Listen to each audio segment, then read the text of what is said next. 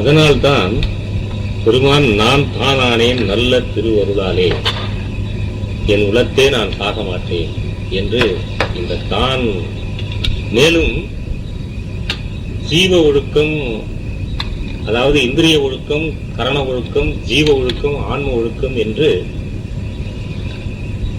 சுத்த சன்மார்க்க பெருநெறி ஒழுக்கங்களாகிய இந்த 4 ஒழுக்கங்களை பற்றி குறிப்பிடும் பொழுது எல்லாவற்றுக்கும் மேலான உயர் ஒழுக்கமாகிய பேரின்ப சித்தி பெருவாழ்வுக்கு ஆதாரமான ஒழுக்கமாகிய ஆன்ம ஒழுக்கத்திற்கு ஆதார ஒழுக்கமாகிய ஜீவ ஒழுக்கத்தை குறிப்பிடும் பொழுது ஜாதி, மதம், சமயம், குலம், கோத்திரம், நாடு, எல்லை, மொழி, உயர்ந்தவன் தாழ்ந்தவன் என்ற பேதமற்று தானாக நிற்றல் என்ற ஒரு வார்த்தையை சொல்லியிருப்பார்.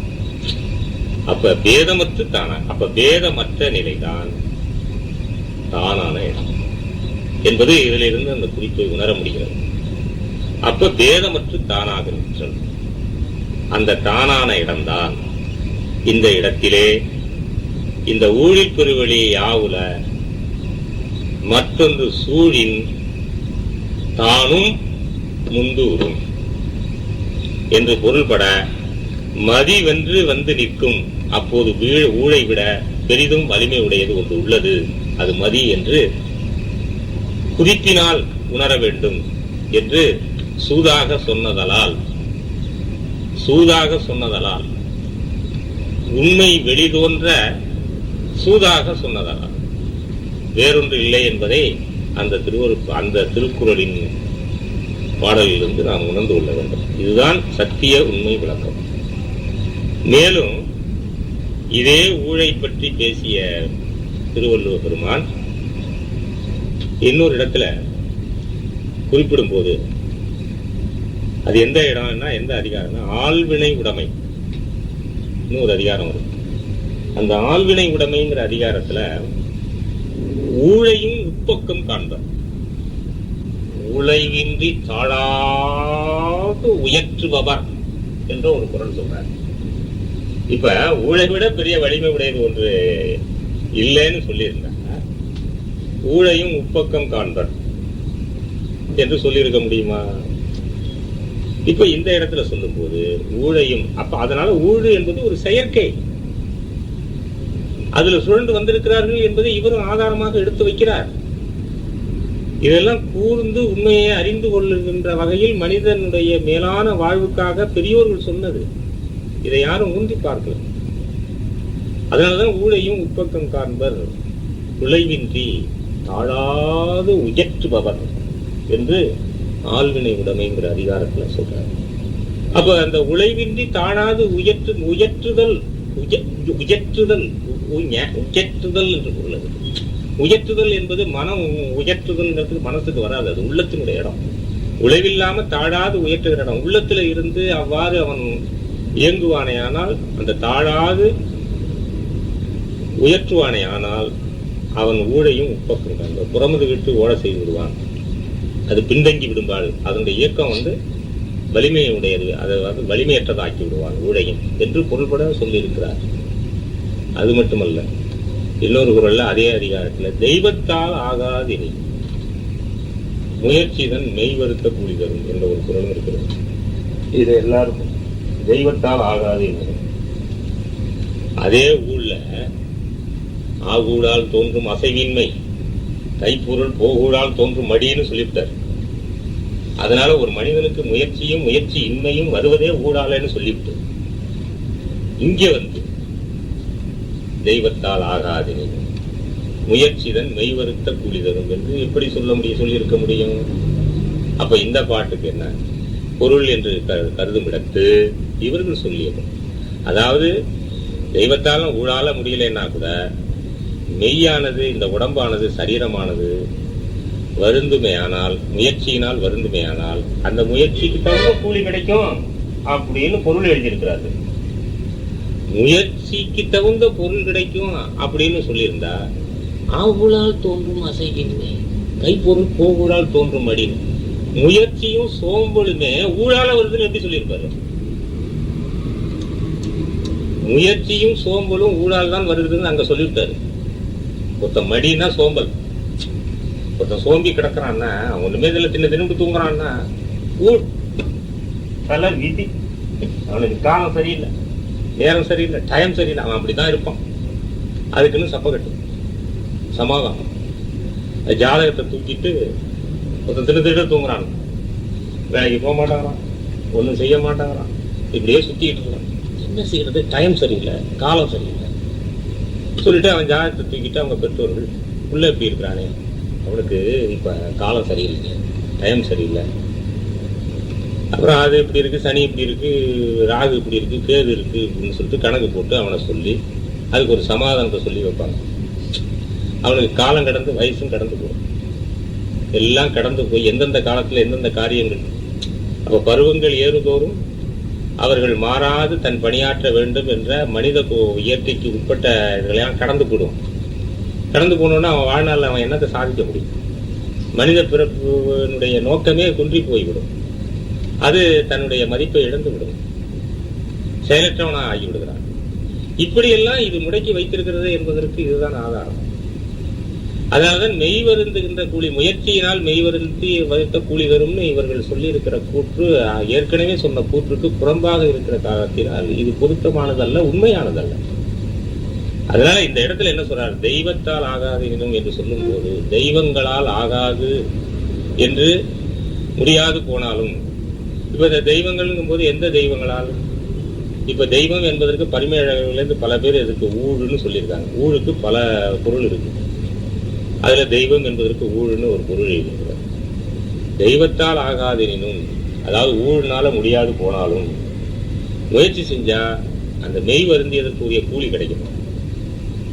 இது என்ன தெய்வத்தால் முடியாது போனாலும்? அப்ப மெய் சாதாரணமா இந்த மெய் வருந்துவதற்கு உடைய கூலியை கூட தெய்வத்தால் கொடுக்க முடியாதுன்னு அர்த்தமா? இல்ல, அவங்க பொருள் வைத்து பார்க்கும் பொழுது அவர்களுடைய பொருளை வைத்தே நான் பார்க்கிறேன். தெய்வத்தால் ஆகாதேனும் அதுக்கு பதில் முயற்சியினால் இந்த சரீரமானது வருந்தி ஒரு காரியத்தை செய்யணும்னா அதுக்குள்ளே கூலி கிடைக்கும். அப்ப அந்த கூலியை கூட இந்த சாதாரண இந்த சரீர வருத்தத்தை, அதாவது படிப்பு, கலை அறிவு, மேம்பட்ட அறிவு இதெல்லாம் இல்லை, சாதாரண உழைப்பெடுத்து சரீரத்தால் செய்யக்கூடிய முயற்சியை எடுத்துக்கொண்டு சரீரத்தால் செய்யக்கூடிய செய்தான்னா அதுக்குரிய கூலி கிடைக்கும்னு சொன்ன கருத்து தெய்வத்தால் ஆகாது. தெய்வத்தால் முடியாததா?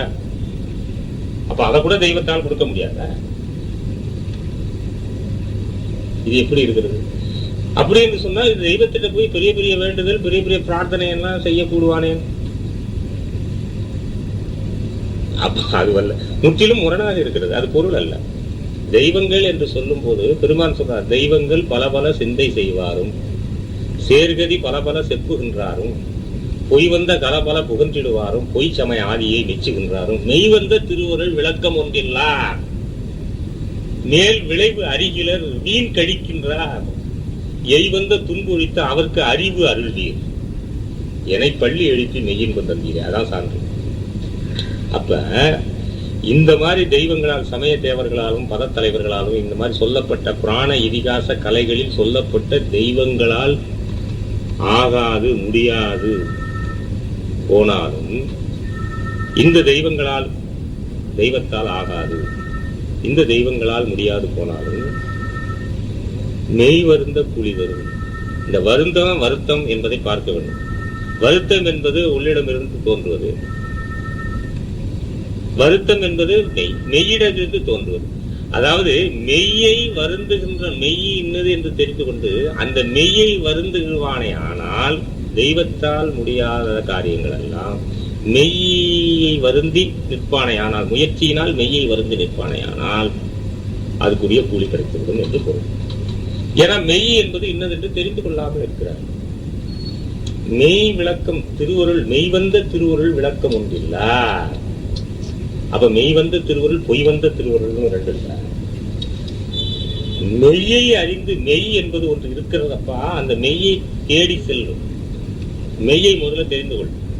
அந்த மெய்யிடம் இருந்து நீ வருந்துவியானால், மெய்யிடம் இருந்து நீ உண்மையிலே முயற்சி செய்வியானால், மெய்யை பிடித்து கொண்டு மெய் இன்னதென்று உணர்ந்து அந்த மெய்யிடம் இருந்து நீ முயற்சி செய்வையானால் அதற்குரிய பலனை நீ பெறுவாய். அப்போது தெய்வத்தால் முடியாததெல்லாம் இந்த மெய்யினால் உனக்கு ஆகும். என்று மெய் வருத்த கூலி தரும் என்று அந்த பாடலுக்கு பொருள். இப்படி இந்த ஊழையும் உப்பக்கம் காண்பர் என்றும் தெய்வத்தால் ஆகாது என்னும் என்ற இந்த 2 குறள்களுமே ஊழை கடந்து வாழ முடியும் என்பதற்கு திருவள்ளுவரே சான்று காட்டி விளக்கியிருக்கிறார் என்பதற்காக இத்துணை நேரம் இதற்குரிய விளக்கங்களை நாம் மெய்நிலையிலிருந்து கண்டறிந்துள்ளோம். இனி அடுத்து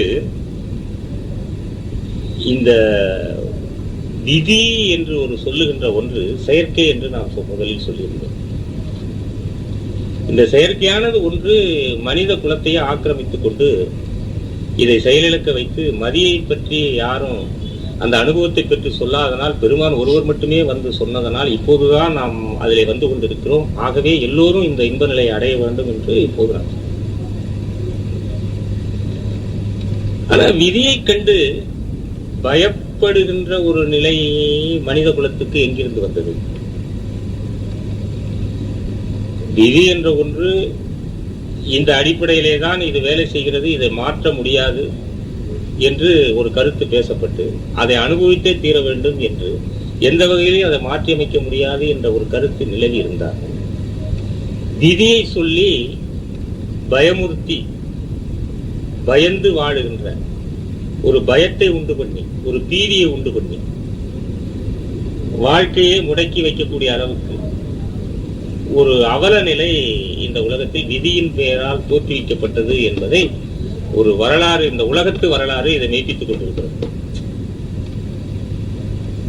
இப்போ அதுக்கு நிறைய சான்றுகள் சொல்ல முடியும். அதனாலதான் பெரிய பெரிய இந்த சமுதாய சீர்திருத்தவாதிகள் கூட பல விஷயங்களை அவர்கள் காணும் பொழுது இதனுடைய உண்மையான விளக்கமும் தத்துவ விளக்கமும் ஆன்ம இயல் விளக்கமும் அருள் சார்ந்த விளக்கமும் இவர்கள் அறிய முடியாது போனா கூட வர்க்க போராட்டங்கள், ஏழை எளியவன், உயர்ந்தவன் தாழ்ந்தவன் என்ற பாகுபாடு பேதங்கள் ஏற்படும் பொழுது, பொருளாதார நிலையிலையும் வரும்பொழுது அவர்கள் இந்த விதியை சாடி பாடி இருக்கிறார்கள், பேசியிருக்கிறார்கள்.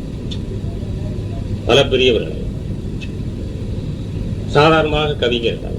ஆனா அவங்கள விதியை கடந்து வாழ்ந்தவங்களானா இல்ல, அவங்களும் அந்த விதிக்கு உட்படும். ஏன்னா அதுக்கு மேல அவங்களுக்கு விளக்கம் தெரியாது.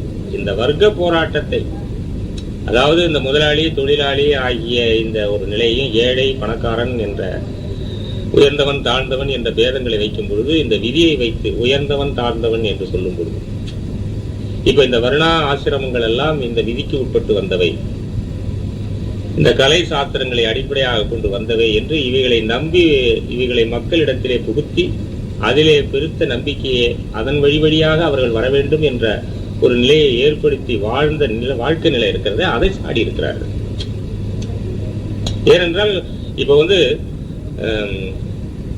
சாதிகள் இல்லையடி பாப்பா, குல தாழ்த்தி உயர்த்தி சொல்லல் பாவம், நீதி நிறைந்த மதி கல்வி, அன்பு நிறைந்த நிறைய உடையோரே மேலோர் என்று நம்ம சாதாரண பாரதி பாடலையா, நீதி உயர்ந்த மதி கல்வின்னு. ஆனா அவன் இறந்து போயிட்டான், சாதாரண யானையினால் இறந்து போய்விட்டான். ஆனா மதியை பற்றி பேசியிருக்கான். ஆனா இறப்பை தடுத்துக் கொள்ள முடியவில்லை, மரணத்தை தடுத்துக் கொள்ள முடியவில்லை.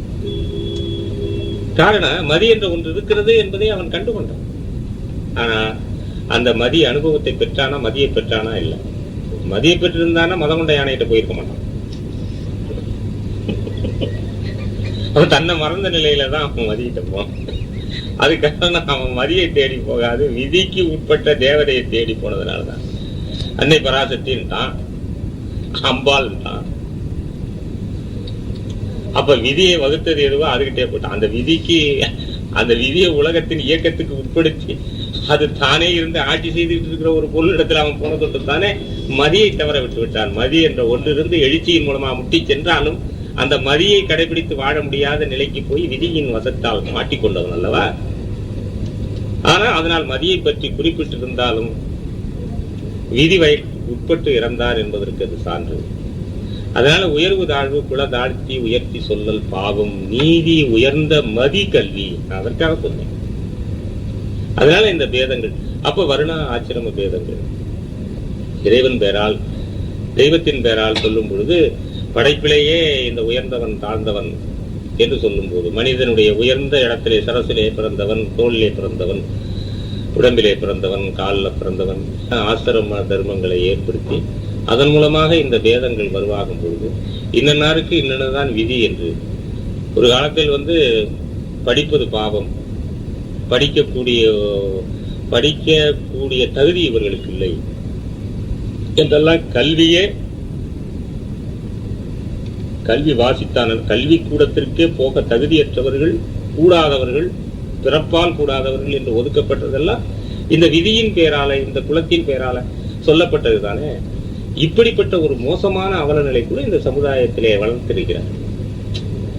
இத்தனையும் மாற்றி இது சாதாரண, இது ரொம்ப கீழ்பட்ட அவலநிலை. இதை கண்டித்திருக்கிறார்கள் இவர்கள். அதனால அவர்கள் விதியை கடந்தவர்கள் என்று சொல்ல முடியாது. பட்டுக்கோட்டை கூட விதியை பத்தி எல்லாம் பாடுகிறான். விதி விதி என்று பேசும் வீணர் கூட்டம் ஒடிந்தது என்று. உப்புக்கல்லை வைரம் என்று சொன்னால் அதை ஒப்புக்கொள்ளும் மூடருக்கு முன்னால் நான் உளறி என்ன கதறி என்ன ஒன்றுமே நடக்கவில்லை தோழா வெகு நாளா என்று விதியை என்று வெந்து வீணர் கூட்டம் சாகும் இந்த கூட்டத்தை மறுத்து பேசுவதற்கு இடமில்லாமல் நான் உரத்து பேச வேண்டியவனாக இருக்கிறேனே என்று அவன் கூட கதறி புலம்பி இருக்கிறான். ஆனால் 29 வயசு, அதுக்கு மேல அவனால இருக்க முடியல, இறந்து போய்விட்டான். அவன் சாதாரண தொழிலாளி. இது போன்ற தொழில் முறைகள்ல சமுதாய ரீதியில இதைகளெல்லாம் இவர்களுடைய புத்தியானது அவர்கள் இந்த அளவிலே மட்டுமே இதை பார்த்து இந்த வர்க்கத்தினுடைய ஏற்றத்தாழ்வுகளை பார்த்து குமுறி பாடினார்களே தவிர உண்மையான விதினா என்ன, மதினா என்ன என்பதை இவர்கள் அறிந்து கொள்ளாமல் தவறி இருக்கிறார்கள் என்பதை இந்த நேரத்தில் சொல்ல வேண்டும் என்பதற்காக இதை ஒரு பகுதியாக இப்போது நான் இதை சொல்ல வந்தேன்.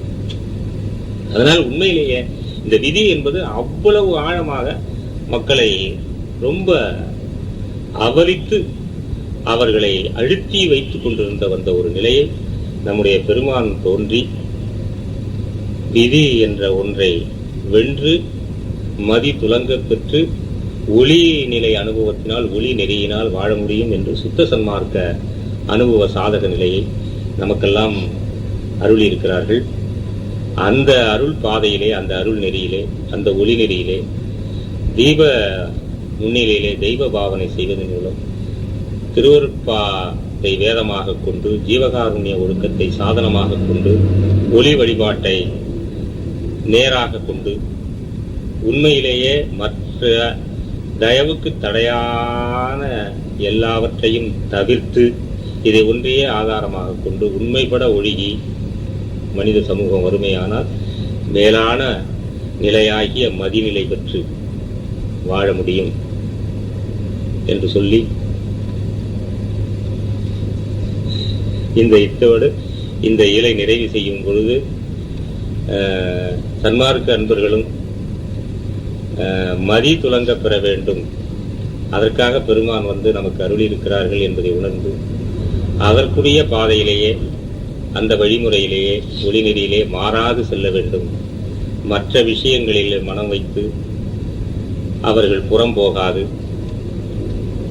அகம் நோக்கி வர வேண்டுமென்றால் புறம் போகாது, இதிலே வர வேண்டும் என்று சொல்லி கதி இருக்கின்ற திருச்சிற்றம்பலத்திலே கருணை நிதி இருக்கின்ற ஆதலால் நீவீர்களெல்லாம் பதிய எங்கன வம்பினோ கொலை பயிர்விலே விதியை நோமினோ கோமினோ சமய வெப்பகத்தே என்று பெருமான் சொன்ன அந்த உண்மை திருவாசகத்தை இந்த இடத்தில் இறுதியாக சொல்லி எல்லோரும் சன்மார்க்க அன்பர்களாகட்டும், மற்ற அறிவார்ந்த பெரியோர்களாகட்டும், பெண்களாகட்டும், அறிவை நோக்கி செல்லுகின்ற பயணம் சங்கமிக்கு வளர்ந்து பரிந்து செல்லுகின்ற குழந்தைகளாகட்டும், எல்லோரும் இந்த நிலைக்கு பேரான மேலான பெருவாழ்வுக்கு உரிய பெருநிலை பெற்று அருளை பெற்று வாழ வேண்டும் என்று குறிப்பிட்டு இந்த இலக்கோடு நான் நிறைவு செய்கின்றேன்.